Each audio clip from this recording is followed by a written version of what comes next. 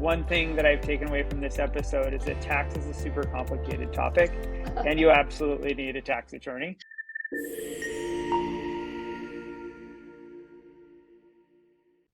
All right, welcome back to Inorganic. My name is Christian Hassold. I am your host. I'm in the mobile podcast studio today, coming to you from Silicon Valley. And today we're going to talk about a really fascinating subject, which is stock-based deals. Why are we going to talk about stock-based deals? In April of this year, Crunchbase ran an article that talked a lot about the likelihood that startups were going to be buying startups this year for a whole lot of reasons, including the current fundraising environment. And on the back of that, what we're seeing is data from Carta, which is a lot of companies are winding down. Carta is a sample of the market. There's something like 200 companies a month that are winding down right now. It's getting pretty significant. And so if you're a founder who needs to find an exit, there's a lot of friends you have in the SaaS ecosystem that might be a great home for you. And if you are a company that's doing really well and you need something that one of those companies has, well, you might want to think about acquiring one of those startups. But we are in a market where cash is expensive to get right now and hard to get. And so a lot of companies are hesitant to raise additional cash. So the traditional idea of deploying a lot of cash to do acquisitions is not the best idea. But stock is an instrument that a lot of sellers and increasingly investors are willing to take in deals to get companies into the right hands and give them another go at the future. And so today I have with me two great guests here to talk about both the deal environment and what kind of stock deals are getting done. Joining me today are Lesley Adamo, partner and vice chair of tax, and Meredith Beuchaw, partner of emerging companies, both from Lowenstein Sandler. They're on the front lines doing the deals every day and have a great pulse on the market. So Lesley and Meredith, thank you so much for joining today. Thanks for having us. So if you wouldn't mind, just start real quickly with your backgrounds and a little bit about the firm. Meredith, why don't you start? Sure. I'm a partner in our emerging companies group, but I focus my practice on mergers and acquisitions for venture-backed companies. A lot of time that means exit transactions for these companies.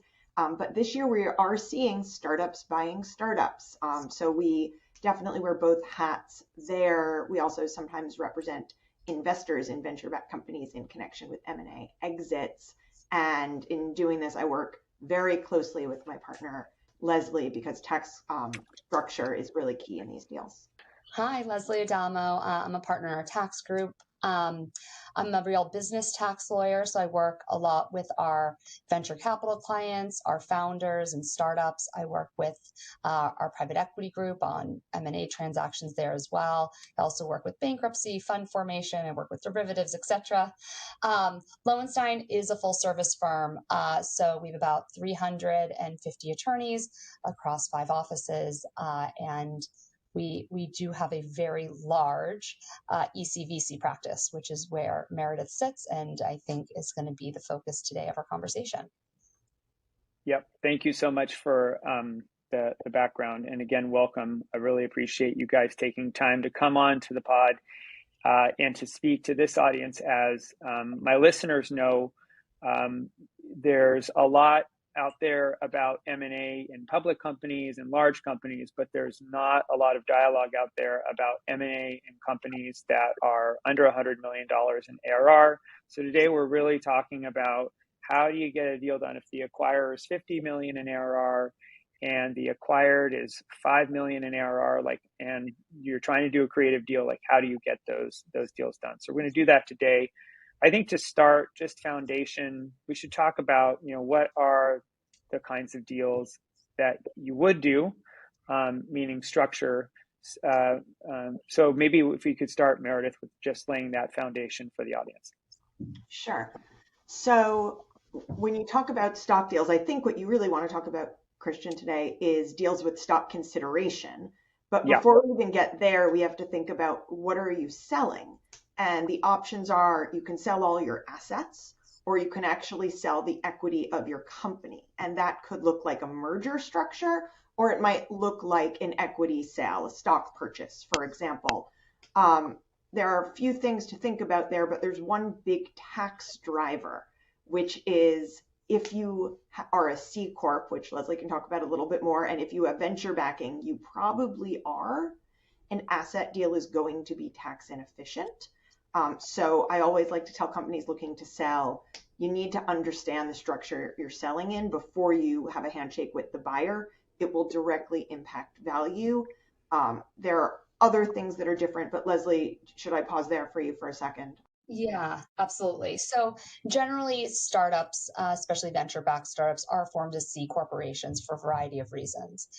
The important point to note is if there is an asset sale by a C corporation, the proceeds from that sale are generally subject to two levels of tax: tax at the entity level, and then tax again when the cash goes out to investors. So it's inefficient as compared to a stock sale, which is just subject to one level of tax, which is tax on the sale of the stock. Now, there's some caveats to that. So if the company has a lot of net operating losses, or if the investors are able to get qualified small business stock benefits, which might be outside the scope of this conversation, sometimes an asset transaction might not be as tax inefficient as one might think at the get-go. The bottom line is if you get a term sheet for an asset sale, you absolutely need to talk to a tax advisor, even if it's an all-cash deal, because you might be signing yourself up to pay a lot more taxes than you would if you did a stock sale. So you might want to use the term sheet stage as an opportunity to ask for a gross up or say you need another deal structure because it's not going to work for you. I'd caveat that with, like, if you get a term sheet for an asset purchase, there's sometimes higher order reasons why that is. There may be something about the company, something that was learned prior to the receipt of the term sheet that they said, look, we're concerned about a problem of some kind. Maybe it's, the financials of the company aren't super clean, or you're doing three things in this company. We only want to buy one of those things. There's a whole bunch of reasons why asset deal might come into play. So there's higher order questions about why you got asset. But I think it's a great point. It's like just to be mindful of what it means if you do decide to do the asset deal. And Lesley, sorry, Meredith, what were you going to add to that? What I was going to add is it can be simpler to do an asset deal. It can be faster, which everyone wants, especially for smaller deals. Yeah. But it's important to understand the economic difference if there's going to be one before going down that path. Yeah, and Christian, to your point about the reasons for an asset purchase that is stock that a purchaser might be specifically interested in for proposing that structure, you're exactly right. And sometimes there are some pre-transaction structurings a seller can do to make themselves more attractive to a buyer, but also in a tax advantageous structure for the seller. Yeah, got it. Okay, well, why don't we, with that foundation laid, let's just talk about what kind of stock deals are actually getting done in this market. And I'll start with, the first big question that everyone's asking, which is, can I just do a 100% stock deal, or 100% stock deals happening? Yes or no? Yeah, they are, but only for companies that have enough cash on hand to pay their debt and transaction expenses themselves. It's very common in M&A for a selling company to not be able to pay with the cash on the books, the debt, the transaction expenses, in which case a buyer would pay off those amounts for the seller and reduce the purchase price dollar for dollar based on those amounts. We've seen it this year. Companies that have raised have enough money and do that. But I think more frequently, we at a minimum see buyers putting in cash to cover sellers' debt and expenses. Would you agree with that, Lesley? Yeah, I agree with that. And then again, it goes back to tax structuring. You just want to make sure from a tax perspective that the transaction, what the mix of cash and stock is deemed to be when determining whether or not you have a tax-free reorganization. Because as soon as you see some cash and some stock coming across the table, you have to think about it not being purely a stock deal from a tax perspective. Now, if I'm an acquiring CEO and I'm looking at my CFO, like we're the acquirer, and I'm looking at debt on the balance sheet or other impairments that exist in the company, I might take the position that, look, that this is, the company may or may not have the cash, but that's the investor's problem. They need to figure it out. Is that a position that is actually getting a deal over the line, or at the end of the day, is the acquirer having to put cash on the table to take care of that in order to get a deal done? Yeah, so acquirers definitely want to see debt and expenses paid because they don't want to be responsible for them after the deal. Right. So if an acquirer is buying equity, certainly they become directly responsible for all liabilities of the company. So if they buy a company with outstanding debt, if it, usually that debt repayment is triggered by a change of control itself, right? So if they're not charging the sellers for it, they're just going to have to pay it later. Even in an asset deal where you could try to pick and choose, I'll take this liability, but not that liability. I won't take liability for any debt or expenses. There's a successor liability risk to buyers when they're buying all the assets that they could actually get stuck with those bills. So I really don't see buyers coming in and saying, yeah, we're just going to leave that debt outstanding. They want it paid off. You do sometimes see different deals cut with debt holders. Maybe they'll take less than 100 cents on a dollar to get something. But I don't see them being ignored. Yeah, I was more saying, like, are they saying, look, you venture capital backer of this company, like, we're going to buy this company and we're going to take it off of your hands, but you need to satisfy this debt in order for us to close the transaction. Are you seeing anybody really take that Generally a deal position? killer kind of request because VCs aren't looking to take money out of their own pocket to get a deal done. Yeah, got it. And so then, what, just back to the spirit of what is actually getting done, as a general rule, I mean, not a rule, as a trend, are you seeing 50-50? Are you seeing 70-30? Like, without being overly prescriptive, and then having someone say, Meredith and Lesley said, if you were to look at the sample size, the last 10 deals you've done, what is a percentage mix you're seeing actually get over the line? So I'm going to throw this to Lesley in just a second, which she knows I'm about to do. What Yeah. we're trying to avoid in these deals is having sellers receive a tax bill for illiquid stock that they've just received. So it's very important to get the mix of cash and stock right to be a tax-free reorganization so that you don't, and we've seen term sheets that would have left founders with a bigger tax bill than the cash they're receiving. And different deal structures have different requirements, which is why I'm hoping Lesley can walk us through exactly what's necessary. Yeah, that'd be great. So Meredith's exactly right. A lot of what we spend our time doing is ensuring that the equity portion of the transaction is not subject to tax, right? So there's a quote tax-free roll, as we call it.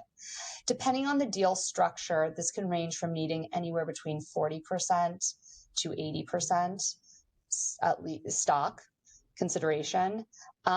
Sometimes there's the rare circumstance where, because of buyer structure, you need less than that, and any equity received is received tax deferred. But generally, the structures we're seeing, you need at least 40% to be stock consideration. Now, what's important to note is you don't want to be at 40%. You need to give yourself a healthy cushion because valuations are somewhat subjective. And the other issue is, it comes into play, is how are you going to value the stock? Right? So we're looking for tax purposes at true valuation, fair market value of the stock. As everyone here knows, the 409A value is a valuation that a company will get from a valuation company as to the value of its common stock. In a transaction, sometimes you'll see deal terms where the equity consideration to be paid in the transaction is common stock, but being valued at something other than the 409A. So getting valued at the preferred price, or getting valued at some multiple of EBITDA or something like that, but not necessarily the 409A value. And that puts a lot of tax pressure on the transaction if you're near that 40% line, depending on the deal structure. So we have to be very careful about valuation for the stock, and tax lawyers are always thinking about what is the true value of the stock being paid in the deal. Yeah, I want to get back to that in 1 second, but you said something earlier I just want to double click on. You said the stock mix needed to be, or could ideally is 40 to 60%, I think you said, but you said that could be lower depending on buyer structure. Can you just double click on what you mean by buyer structure? Sure. So sometimes if buyer, let's take a simple example. If buyer's if buyer's an LLC, let's start there.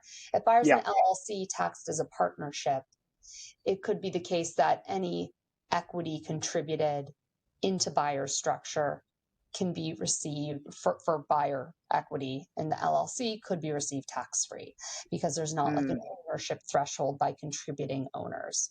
If a new C corporation is being formed in connection with the transaction and buyers funding that new C corporation with cash at the same time that equity is rolling into it, it could also be the case that you don't need a certain threshold of equity to be paid over to the sellers. However, if this is like an acquisitive reorganization where buyer is an existing corporation and it's going to be paying some of its stock to the sellers, you might, depending on how the transaction's structured, so which of the reorganizations it falls into, you're going to need somewhere more than 40% if you do one type of reorganization, or more than 80% if you do a different type of the consideration to be stock. So it's like fully dependent on the structure of the transaction and the specifics. And the trend I generally see there is if you have a financial buyer, if private equity is buying you, you're more likely to be able to have lower amounts of stock consideration. They more often have LLCs in the structure. If you have a strategic buyer, you're going to need more stock consideration. And if it's an asset deal, that's when you need 80% stock consideration. If they're buying equity, there are different structures we can use where we might be able to get it lower, 60 or 40, but not with an asset deal. Is that right, Lesley? So the bottom line is anytime there's equity consideration being paid by buyer, seller should be receiving tax advice as to whether that equity consideration will be received tax-free. And sometimes there are small tweaks that can be done to deal structure to fix the problem, right? And sometimes not.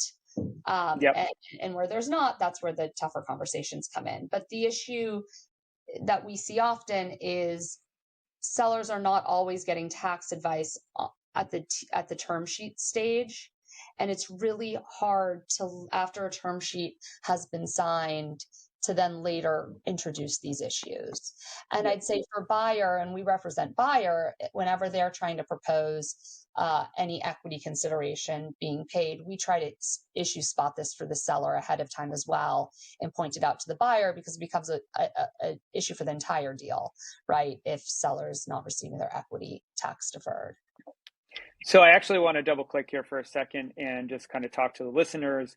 What I see happen a lot of times in smaller companies is they say, all right, I want to acquire this company, and someone goes and gets a term sheet that, Atlassian famously has a term sheet posted on the web, copy and paste it. I'm going to write up my own term sheet and get it started because I want to save on the first round of legal fees. I don't even know if they're going to take this deal I do. And so being scrappy and creative and getting the first term sheet out in a stock-based deal presents a lot of risk for exactly what we're talking about here.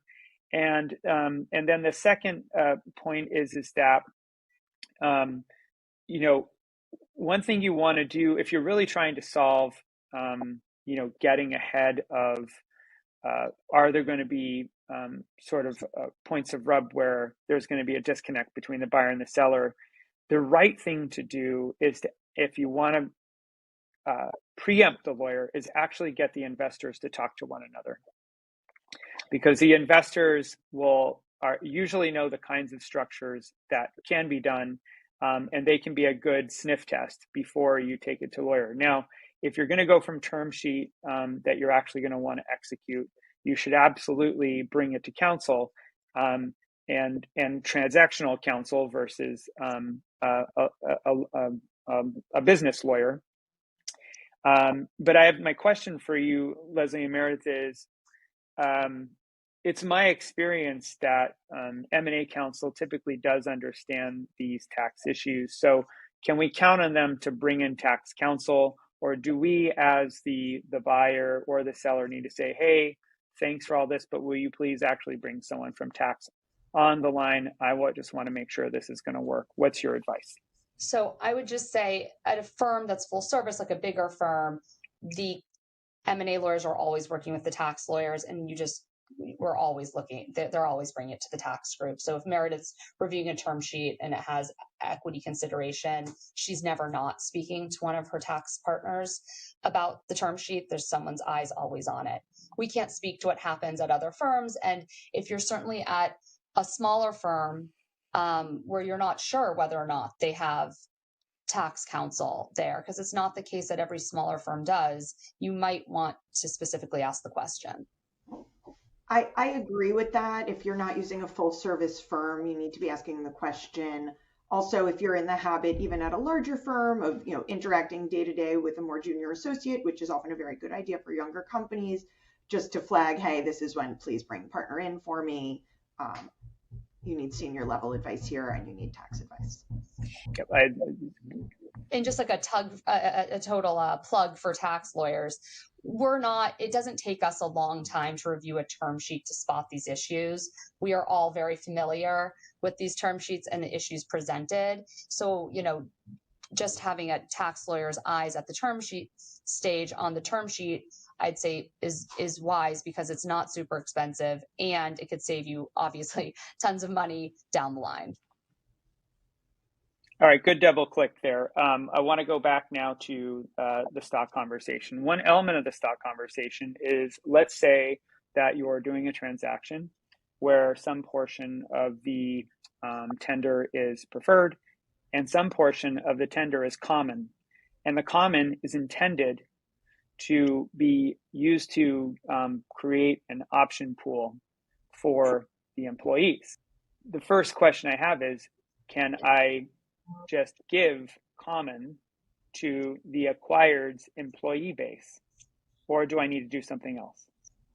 So it's very common to have an option pool that gets issued after a deal to the employees.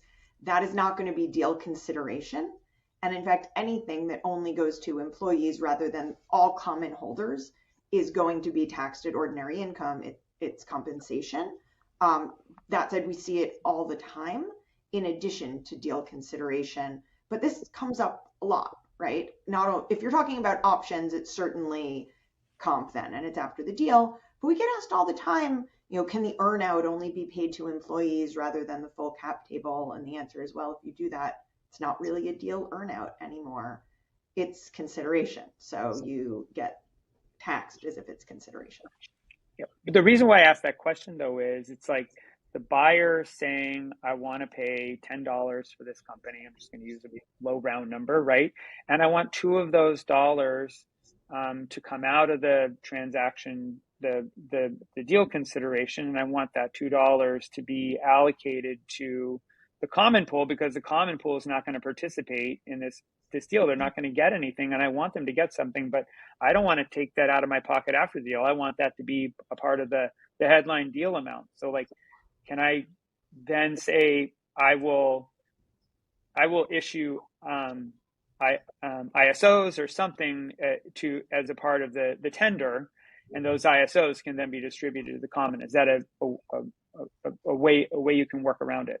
So I guess what I'll say is any amounts, whether it's in stock, ISOs, RSAs, RSUs, options, that go just to, or primarily to, service providers and are not being paid in respect of the equity those service providers are selling in the transaction, is always going to be compensation.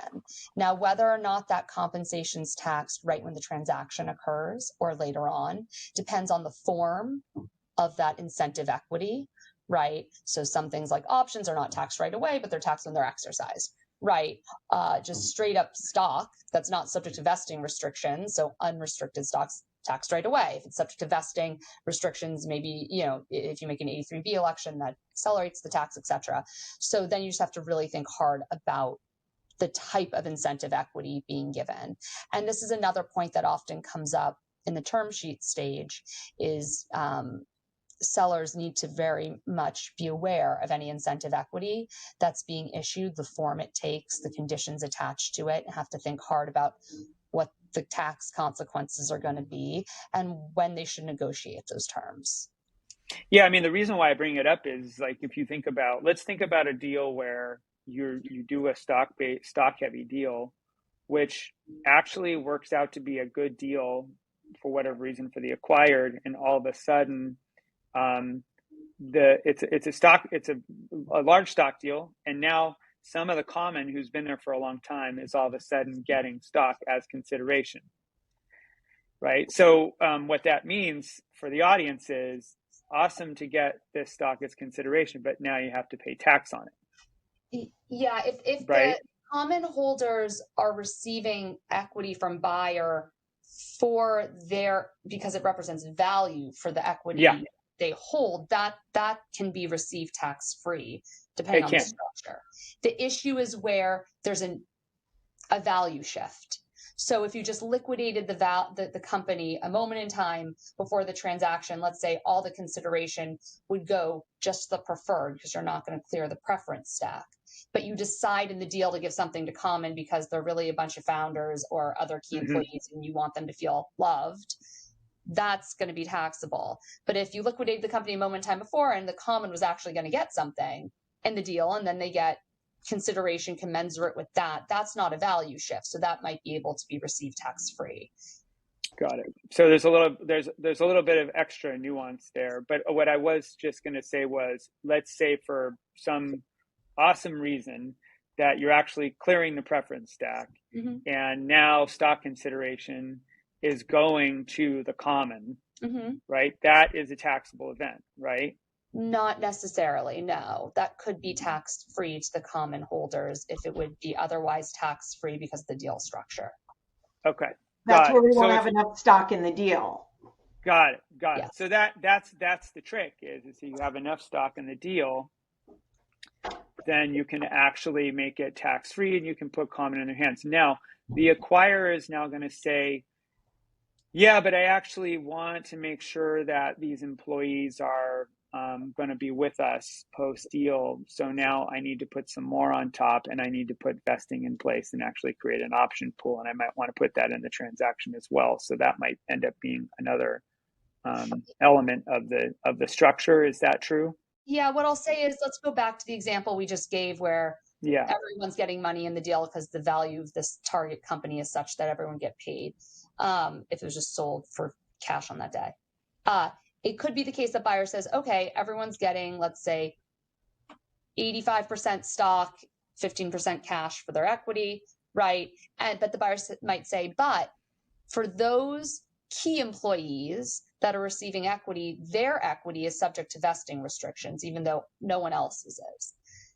That happens sometimes. And then the individuals who are receiving buyer equity that's subject to vesting conditions need to usually file an 83B election to avoid tax later when their equity is vesting. So you have to, as soon as there's any vesting conditions or any other conditions that cause the stock to be subject to substantial risk of forfeiture, like reverse vesting, need to get tax advice right away, because if an 83B election needs to be made, you only have 30 days to do it from the date of grant of that equity. And so it's really important for it to be timely filed. And term sheets do lay this out. It's pretty common for a term sheet to say a deal is for $100 million, but it's 80 million to stockholders and it's 20 million option pool at the time of closing. And that should be disclosed to investors. Investors will have to approve it to avoid excise taxes on the founders. But Lesley's right there, that's the carrot for the team. the stick might be, and by the way, founders, the stock you're getting as consideration, you've got to actually stick around at the company for a couple of years to get it. Yeah. Okay. So that, I think that structure is out there. That's the capitalization of it. Okay. I want to switch gears to a separate topic, and that is the hot topic of from 2021, 2022, valuations are down. If how are buyers and sellers resolving their differences in terms of, you're saying my stock isn't worth what it is because my company isn't growing as fast since the last time I raised money, and the acquirer is saying we raised at a $500 million valuation, and yeah, the market's down a little bit, but we're still doing really great. So like, how are buyers and sellers sort of resolving differences around the value of the actual stock being traded, setting aside the 409A? So they're resolving it only if the sellers are savvy enough to say at the term sheet stage, I need to understand what I'm getting, right? So if sellers sign one of those short form term sheets, they're going to get stuck with what they get stuck with. For the most part, buyers who have leverage are going to be paying in common stock, not in preferred stock, but that's not always the case. And they're going to try to do it at the 409A, which may be a little bit high. But I do see preferred price. To preferred, you mean? Right. Yeah. Well, they'd love to do it at the preferred price, right? If they have the leverage to do that, that's excellent. That's going to be their first act, right? Common stock at the preferred price. Fallback is coming at the 409A, which also might be high still, depending on when they got it. The middle ground I'm seeing this year is agreeing that the same multiple that applies to seller will apply to buyer, and it's a mutually agreed value. That's really hard to value for tax purposes to see if you have enough stock in the deal. And we're seeing the same, in the rare instances where buyers are agreeing to give preferred stock in deals, the last round price may or may not make sense. Are you seeing buyers at a fairly high rate put preferred stock on the table as tender, or are they mostly using common? Mostly common, but not always. Got it. And if it's common, it's like preferred is like highly valuable stock. So that taking preferred at exactly last raise number, that's pretty defensible because it's valuable stock. For common, it's harder. So that's where you're seeing the conversation around, well, what is the value of that stock? And you're saying that the buyer and seller are agreeing on a multiple that they both will take on in valuing the traded common? Yes, I'm seeing that sometimes. When we see preferred being used, it's for acquisition of a company that has actually done a financing round, not just a SAFE, right? They have preferred stock outstanding, and it's really to preserve the amount of preference for their investors. It does create a more complicated, expensive, time-consuming deal to put into place, because then you're doing preferred and common as consideration, not only preferred. But yes, for common, we are seeing those kinds of negotiations happening in the current market. All right, super interesting. We're getting to the top of the hour, so we need to start wrapping up. I think that where I want to land is like, what are the one or two common deal killers that are happening in the current climate? Things that are extending deal time or just not getting deals over the line. If you could just maybe Meredith and Lesley give kind of your one each of what's getting in the way of getting deals done right now. Meredith, you start. Sure. Well, when we get term sheets that are broken from a tax perspective, it's hard to make those into deals. When you tell founders they're going to get a bill bigger than the amount of cash they're going to receive. And the other is there's a lot of structure, as we've talked about, are you using preferred stock, are you using common stock? What's the pricing of the stock?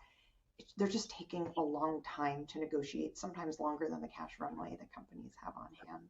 So, complexity is not our friend, and yet it's what we're seeing in the current market. So does that mean the company is winding down? Like, it's just like, we can't wait this out anymore, we're just going to wind down, or the investors that or you just start folding on all the material terms because you're out of leverage when you're out of cash. Mm-hmm. Yeah, got it. And Lesley? Mine was going to be Meredith's first one, so I'm going to vote for that. As an issue. You're going to double down on that. Yes. Out of a pool of 10 deals in the last quarter, how many deals are getting over the line as a sample? Probably 7. And M&A is different from financings in that it's never 100%. M&A is more likely to bust after a term sheet than a financing deal. And I think we're seeing slightly higher rates of that than we would in a better market, but we're still seeing deals get to closure. But were you answering that in the frame of M&A and financing? And I was Really asking M&A. Okay, got it. All right, cool. So you're saying 7 out of 10 M&A deals are getting done. Roughly 70% of deals are getting done. They're just taking longer. That's been my experiences in this market. Lesley, is yours similar? Yeah, same, and a lot longer. I also work a lot with our private equity practice, and I'm seeing the same there. Deals are taking a very long time, sometimes dying and coming back, and it's certainly a weird market. Cool. Well, look, I really appreciate both of you coming on the pod today. You enlightened us. I think if it's one thing that I've taken away from this episode is that tax is a super complicated topic, and you absolutely need a tax attorney. But I hope that what we did here is maybe shed some light on the reasons why, and maybe some things to think about before you get to just cutting that first term sheet, having some informed conversations about structure and about, and also among the investors about, what is the kind of deal that it's possible to get done. Just getting ahead of those things that can save time and cost and ultimately help get the deal over the line. Meredith and Lesley, thank you so much for joining me today. And thank you to my listeners for joining us for another episode of Inorganic. If you enjoyed this conversation, please do like and subscribe, and we'll look forward to seeing you next time. Thanks.